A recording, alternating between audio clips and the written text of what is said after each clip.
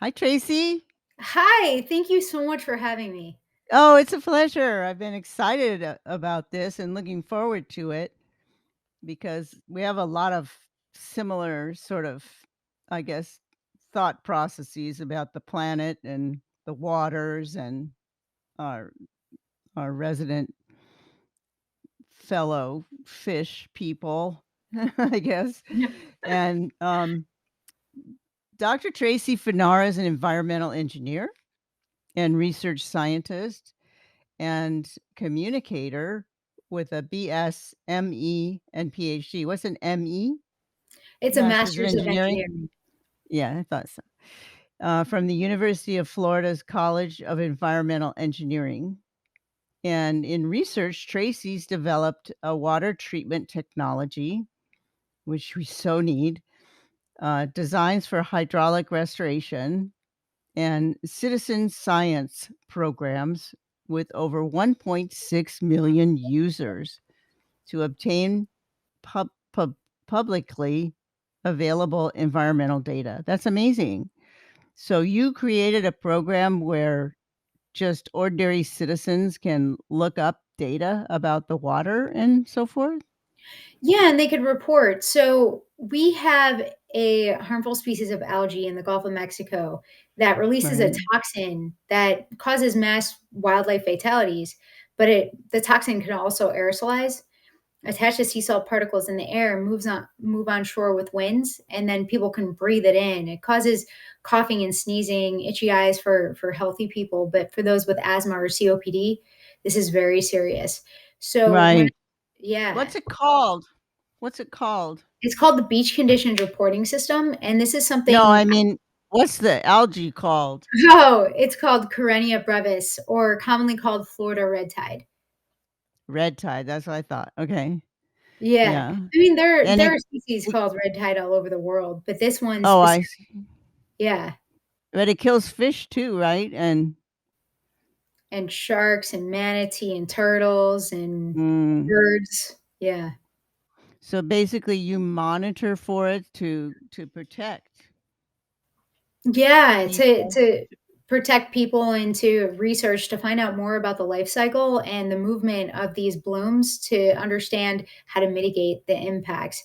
And that's what I was Mhm. doing at Marine Laboratory before I took my current job at NOAA. Mhm. Fascinating. Why Yeah. would something like that evolve, do you think? Like the citizen science program. So No. Why would an algae like that evolve? Oh, well, I think that many species, our biodiversity is key, and a lot of scientists believe that Carenia brevis or Florida red tide actually resets the ecosystem. And after a Ah, bloom, you see that the water gets really clear. But species have defense mechanisms, and this one happens to be what their defense mechanism is. And they're slow sure. growers, so they're outcompeted easily for nutrients, and so they've evolved to release this toxin. Their power is really in numbers because if there's just a few cells like there is outside of bloom season, um, it's not that big of a deal. But when there's a lot of them, that's when these toxins are fatal to aquatic Yeah. life. And so your program, I talked over it a few times, I apologize, is called what again?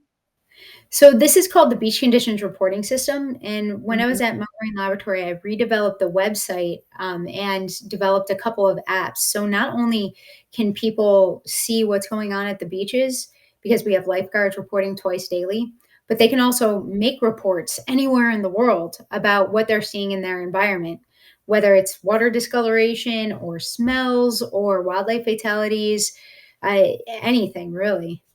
Mhm. Beautiful. And so, but 1.6 million users, that's amazing. And who are these users? Well, there are people visiting Florida, there are people in Florida because the main attraction to this site is actually because of Florida red tide, of course.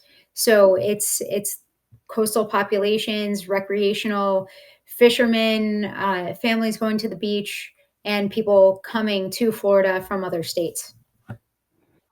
So they We've had kinda users know all the when to world. come and right. They know when to come and when not to come, like, don't come during the hurricane. Yeah. Yeah, I mean, and here's the thing with Florida red tide, usually we've had exceptions to this, but usually blooms are very patchy. So you might have effects at one beach and you won't have effects at a beach just a mile south. So this app helps people protect their health, but also helps the tourism industry as well because it allows people to go to the beaches that aren't being impacted. Nice. Nice.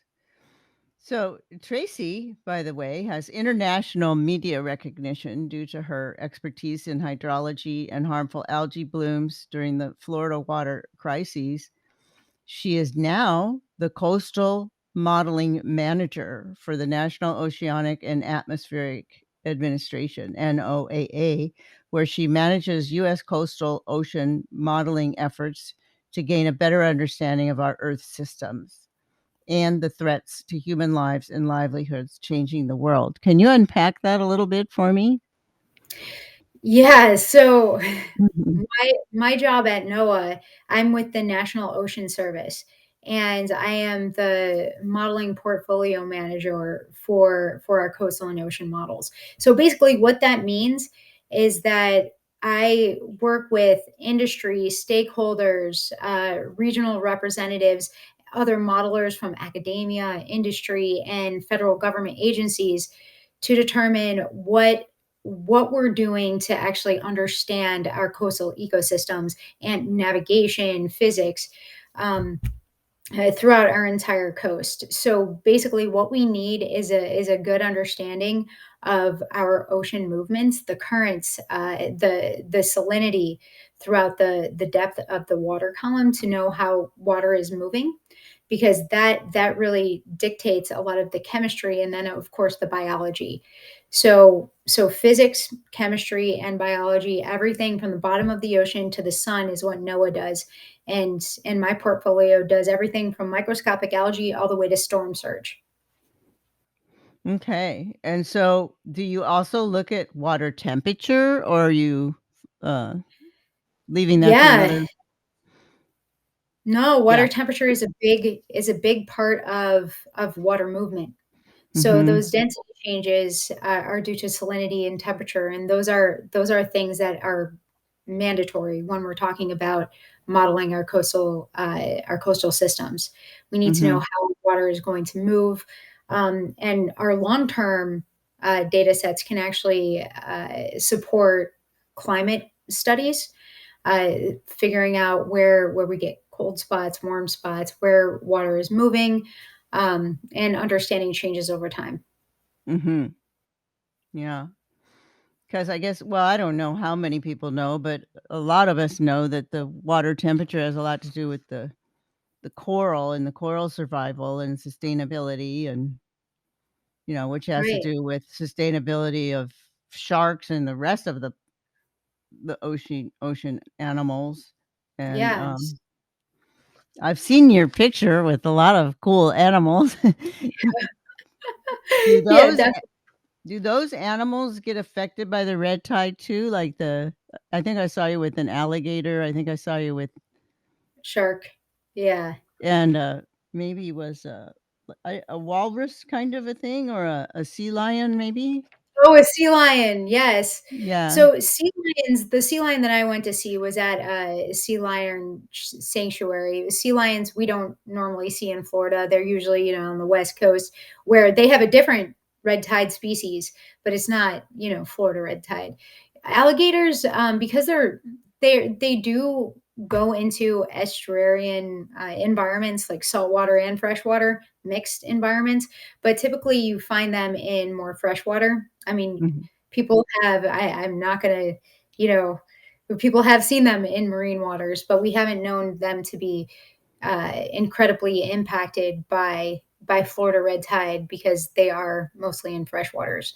Mhm. Um, but what you were saying earlier about the coral, I just listened to a talk today that was talking about the Gulf Stream and how important those cold waters are for these specific coral that are more resilient to cold waters and how they can be impacted with changing ocean currents and temperatures. So it's really coral is definitely a big focus for many scientists, and really important that we restore these reefs. But we are exploring more and more of the ocean floor, and just recently we found a big patch of coral in an area on the bottom of the ocean that we never knew existed. So we're always learning more and more. Nice. Yeah, I don't know, I'm really worried about the coral are so cool. They're, like, not really animals, and they're not really plants. They're kind of a combination between, and then the way that they grow, they when they correct me if I'm wrong, but as I understand it, they grow into things that never even existed before, the way that they get along, and they like grow right on top of each other, and they make these villages, which of course make homes for fish, but it isn't like they're not stamped out, is what I'm trying to say. Like sometimes clownfish look like clownfish, but coral can look like anything, right? And they're Yeah, amazing. it's pretty neat to see all the different colors and designs of coral. It's amazing. It's absolutely beautiful what nature has put together. Yeah, and they clean the waters, but yet they make food for the fish as well. I just love Yeah, they're coral. absolutely they basically a lot like oyster reefs and stuff like that. They're nutrient cycling, and they provide shelter for juvenile fish species Mhm. and other sessile organisms. And yeah, they're absolutely incredible how they have an entire ecosystem kind of self-serving within itself. Like it's And the cool way to they get see. along. I think we need to be more like coral. Yeah, yeah. Yeah, I mean, trees are the same way, right? You know, Yes. how trees and fungi communicate with each other underneath the ground and kind Oh, of warn yeah. each other. Like, that's some really cool stuff too. I'm just, Yeah. recently learning more about that. Yeah. It's like the movie Avatar. He wasn't too far off really with the networking that he presented in a supposedly fantasy way, but it's like real. It's true. I mean, Right.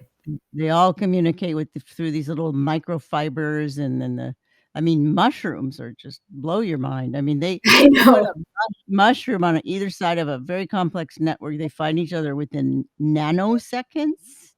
I It's mean, crazy. yeah, and the way that they're designed to network with us.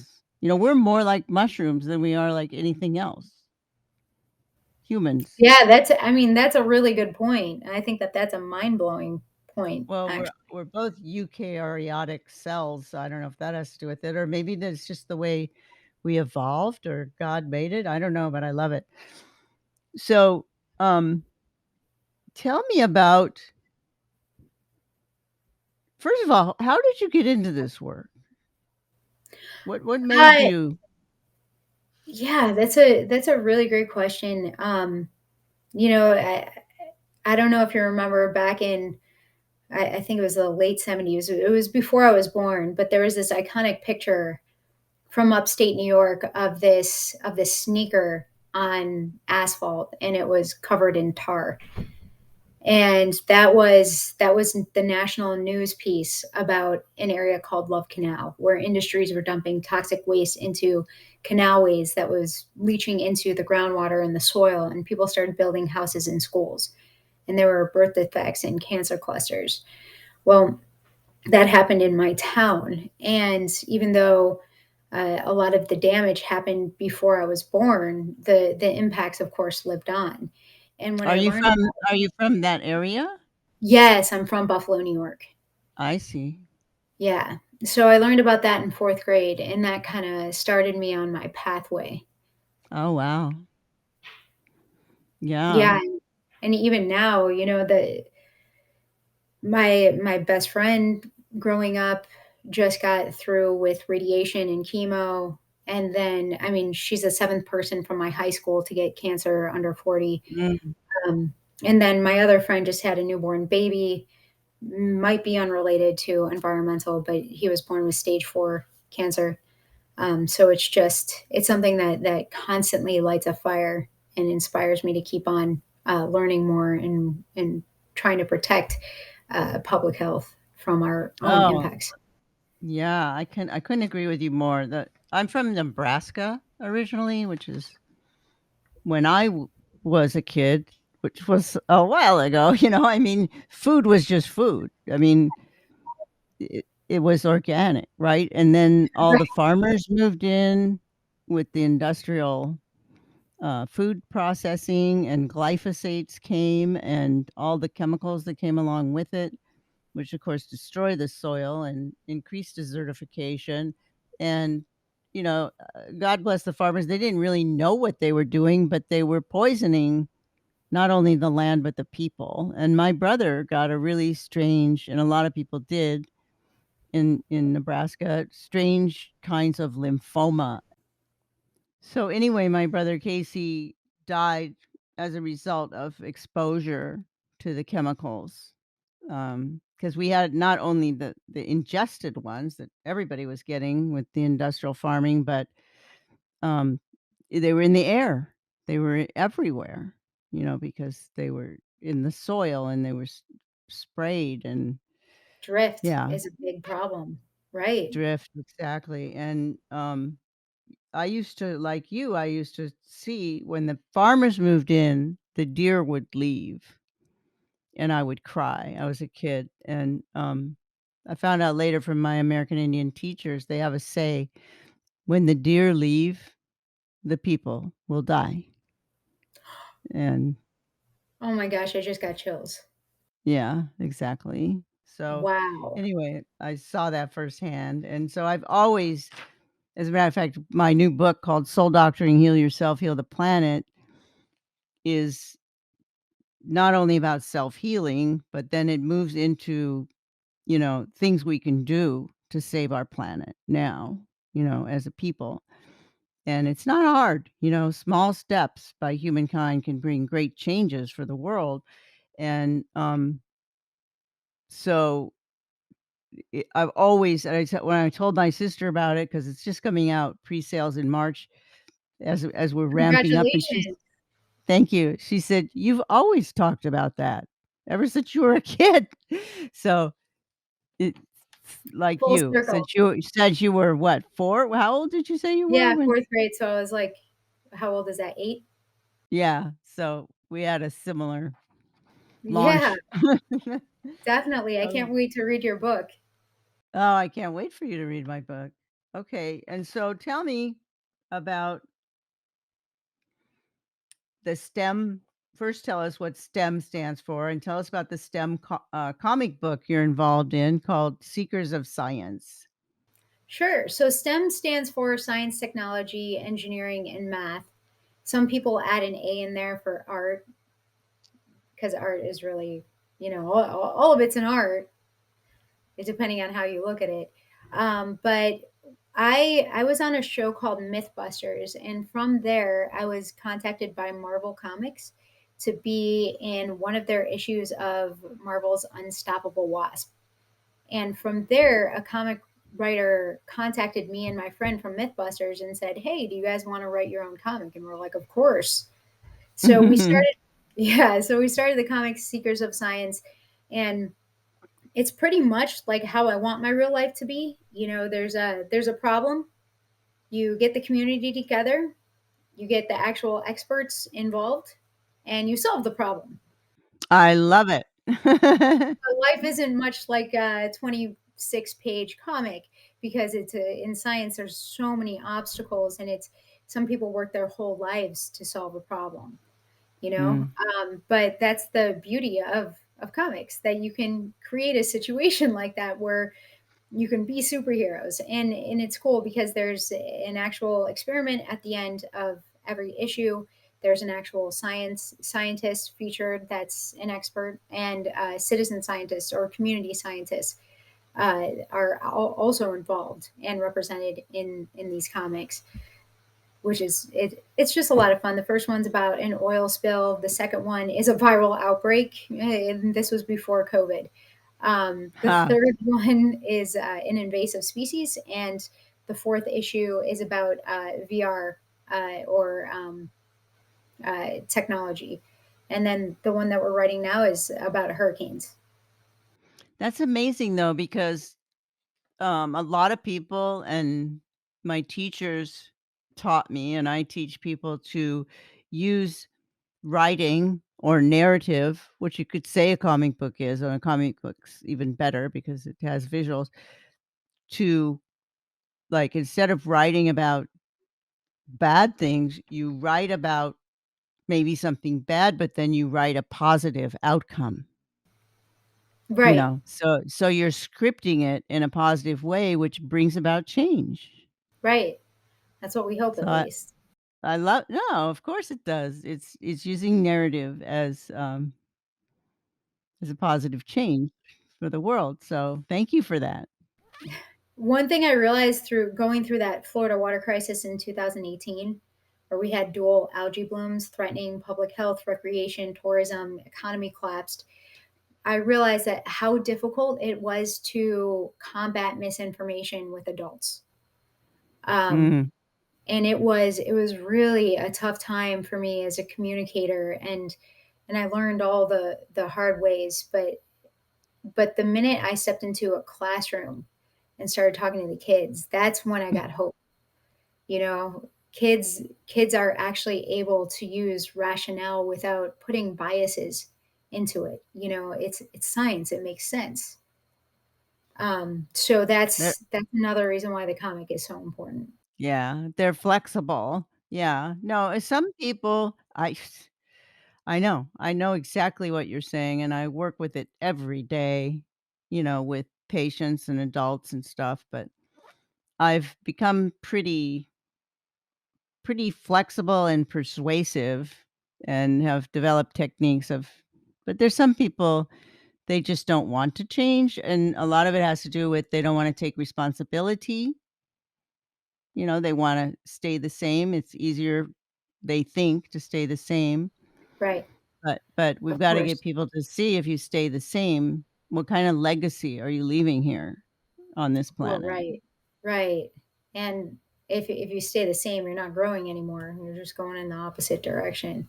But Yeah. also people want to be able to blame like crises on someone, environmental crises, things that impact them Mhm. because they hope that if you fix one thing that everything's fixed. But more often than not, things are always connected and there's a system of things that add up to the result that's causing the issues. And so Mhm. just fixing one thing or pointing the finger at one person, it's just it's unfortunately that's not usually um, the way to solve a problem. It's not helpful. We need to communicate and get to the root cause, the roots of the problem, the people that are willing to do something, and hopefully the higher ups as well. But I really think it's gotta go from the roots up, but I'd like to see it go the other way, but I haven't witnessed that in my many years on this planet yet. Oh, well, that's not 100% true. We did make some changes during the Vietnam War and brought the kids home and things like that, but we need both ends. We do. And I just love what you're doing. And you also run a camp, a STEM camp. So I assume that's for kids in Yes, for Mission. middle school age girls. Yeah, in Mission Tampa Bay. And, you've been on the Science Channel, Weather Channel, Fox, CBS, in Marvel's Unstoppable Wasp, or as Xylem? Is that your name on the thing? What's that? No, no, sorry. That's a Xylem YSI is a company that makes scientific equipment, and I was their water hero. So that's unrelated Oh, to Unstoppable Wasp. But in Unstoppable Wasp, I was an agent of girl, which means geniuses in research labs. But yeah, so and it was that superhero is a female and she has a female team that takes on, you know, life threatening problems in the world. Yeah. Kind of like Well, what we do with our comic. it's kinda like what you do, period. You are that person. I love Trying. it. Yeah. No, you are. You're amazing. Oh, thank So you. So are you. so what do you see for the future for Tracy and the things you're doing? Are you gonna stay in this realm? You gonna add on? Wh what's gonna happen? That's a really great question, and it's something that I think about every day. Ideally, at some point, I would like to have uh, a mobile lab and sustainable innovation hub where I have an internship program where students throughout the world write proposals to come spend a summer with me to bring their research idea or their innovation or invention to fruition. Um, but but yeah, I just, sometimes it's tough to take that risk to leave the stable, I have a boss type thing to you're out on your own. Yeah. It's really a tough jump. And I always question if it's the right one. And one day I will, I'll probably make that jump. But I feel like I have so much work still to do at NOAA. Um, Mhm. and I already see such amazing big things happening at that organization that I want to see these projects through before I do that. Yeah. Well, you'll know when you know because, I've made those kinda jumps before. Like, I was at UCLA.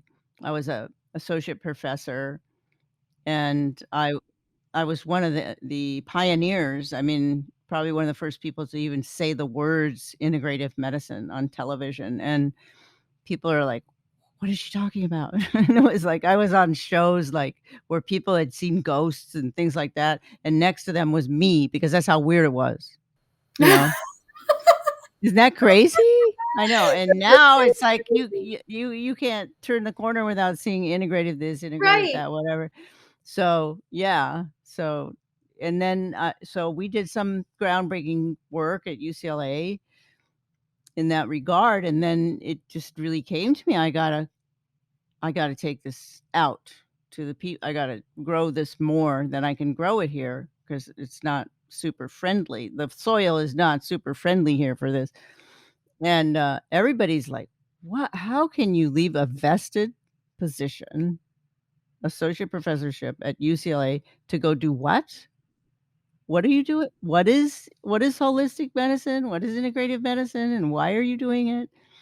Yeah, but I had to follow my heart and the thing that I knew was important, and here I am now, so not only have I done that, and I'm board certified in the thing they thought I was crazy for doing. I have board certification in integrative medicine You're and amazing. That's so inspirational. yeah, and functional medicine but, we're tackling the planet. We got to.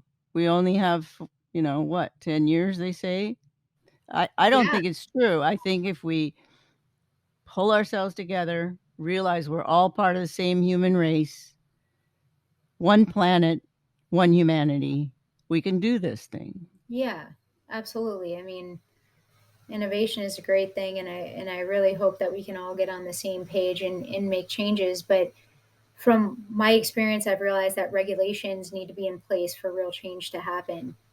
Well, that's not true. That's not true, Tracy. We are the solution. And that's No, one of the things I don't like is they'll do it. They will save us. No, they will not save us. right? We need to save us, and then they're gonna go, "Oh, they're saving us. We need to we need to Yeah. jump I on," mean, you you're know? you're preaching to And the we choir. can we can start without them.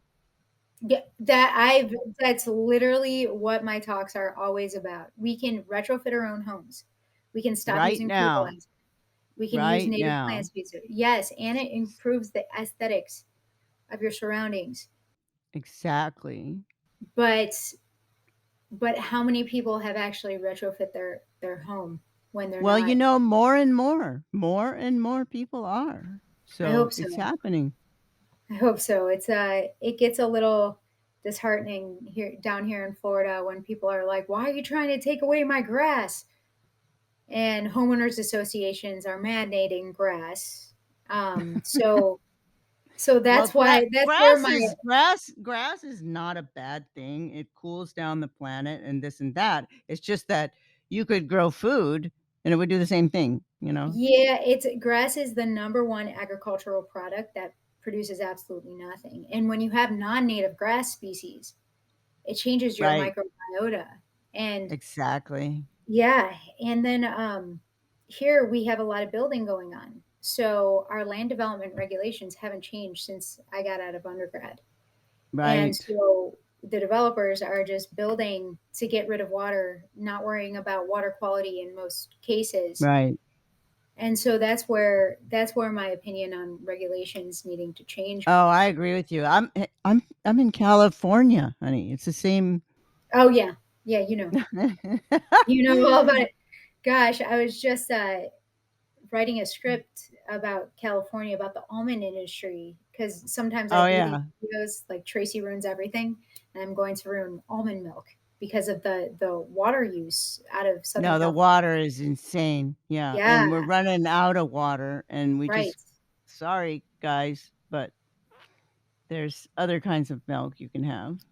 right. And you're But, the same way with the grass. Some people still have grass out there, and they're watering their grass. yeah, no, I don't yeah, I agree with you. I mean, I'm very pro grow your own stuff and, I have a compost pile and, every little bit helps. I have 14 fruit trees in my tiny little backyard, you know? That's amazing.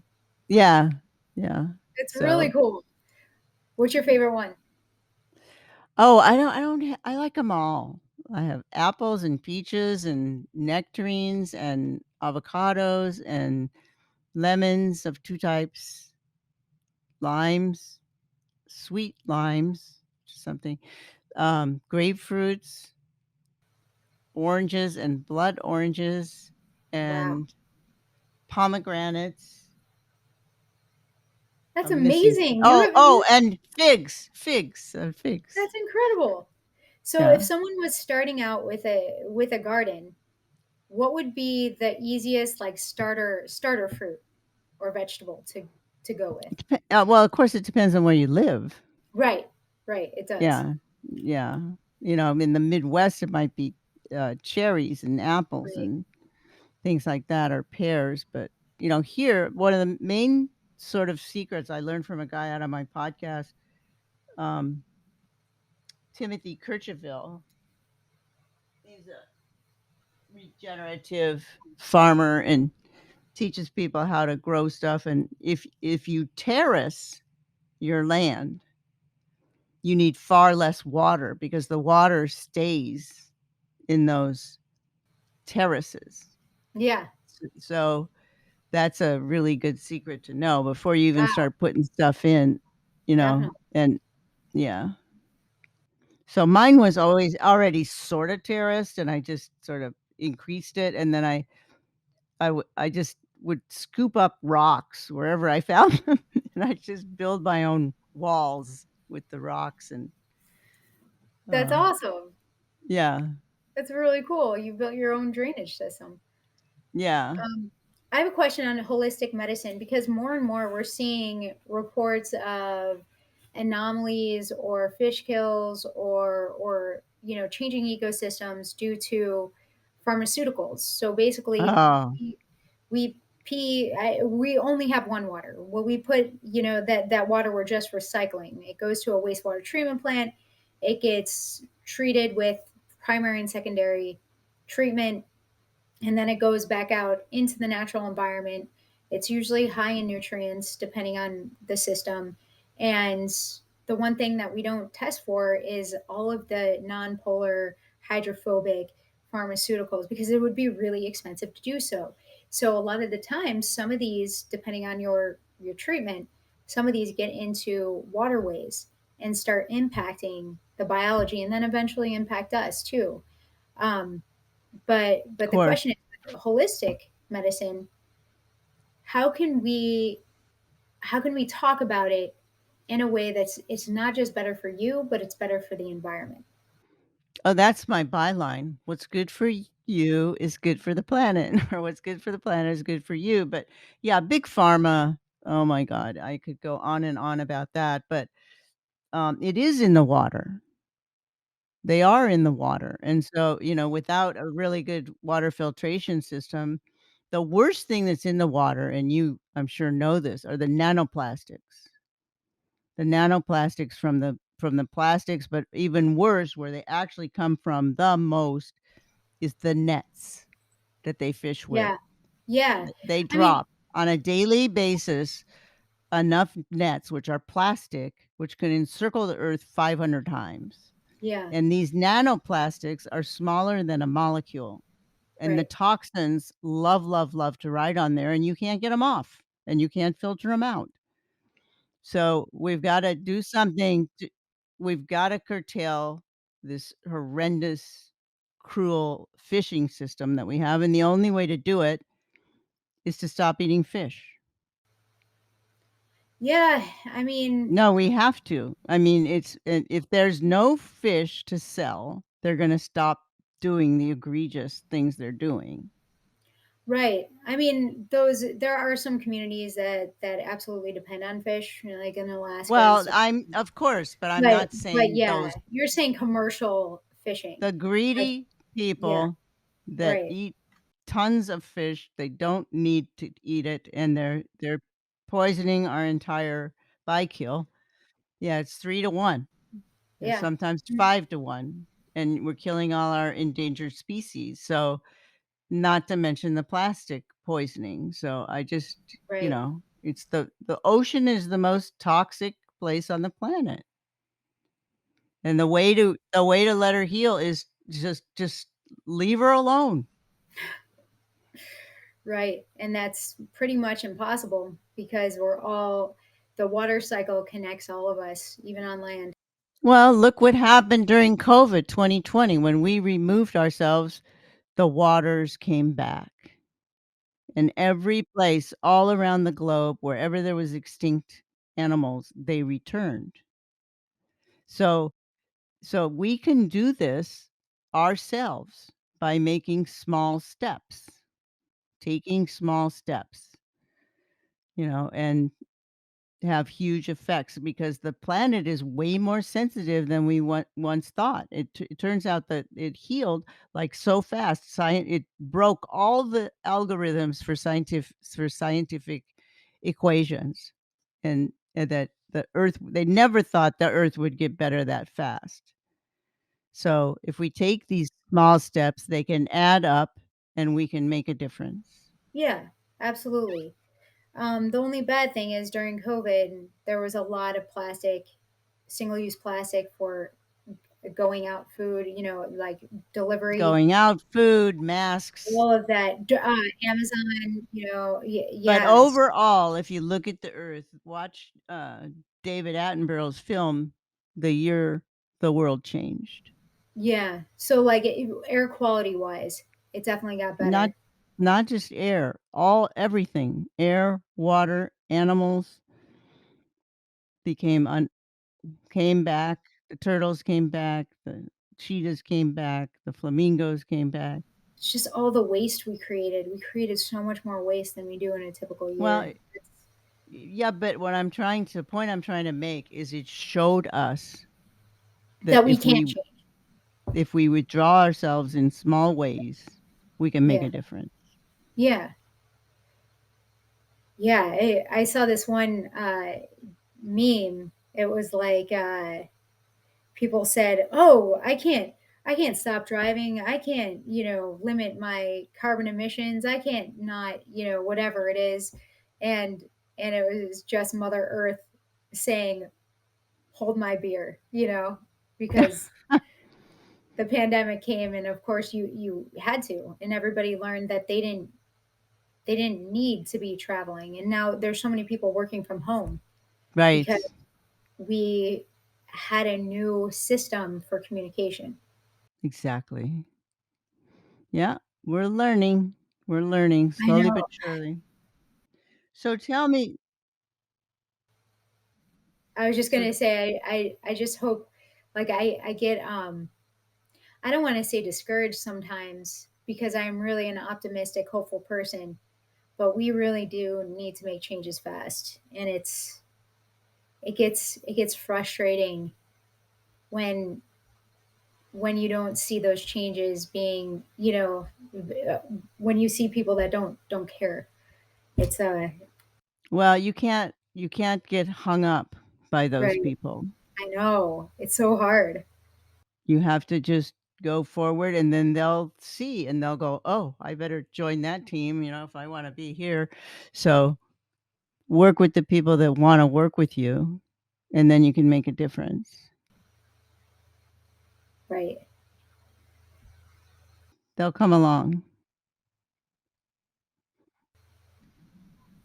I wanted to know, um, we were talking about where you were gonna go from here, and you already told us that. So, how do we I mean, do you give lectures? I mean Yeah, I do a lot of public speaking. uh-huh. So Uh, how would someone get in touch with you if they need to? oh, okay. Well, they can follow me on at Inspector Planet on Instagram, Twitter, Facebook, and they can also email me through my website, inspectorplanet.com, or inspectorplanetteam@gmail.com. All right.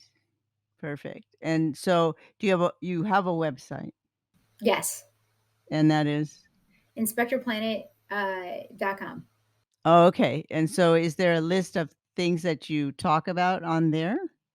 Yeah, I really need to update that more often, because I really do, because I constantly have Oh, I know events. what you mean. It's always changing, and then it's like Yeah. I actually saw mine the other day. I'll go, "No, wait a minute, you gotta add this, this, and this." That's my favorite subject now, which is regenerative lifestyles and Ooh, things I like like that. that. Yeah, That's really cool. yeah. But yeah, it's like you have a priority list, and it's really tough to keep something that constantly needs updating one of those priorities when all this Mhm. time sensitive stuff comes. Like just recently with the infrastructure bill, we had a lot of work to do to figure out how to use taxpayers' money to protect lives and livelihoods most effectively and efficiently. Oh, And great. that's really stressful, because it's a lot of responsibility. These are 5-year projects, and with the little bit of money that we are getting for coastal modeling, we have to use it as smart as we possibly can. That's fabulous, though. What a great Yeah, place to be in. Yeah, wonderful. honestly, like I've never met so many people that truly care about making the world a better place. Like I'm so proud to work for NOAA. It's awesome. That's great. Well, if there's ever anything I can do for y'all or even come talk about stuff or whatever you guys however you wanna Yeah, collaborate, I'm all in. that would be wonderful. Okay. I'll find an opportunity. Alright. Okay. I love you. You're the best. Don't go away. I love you. You're the best.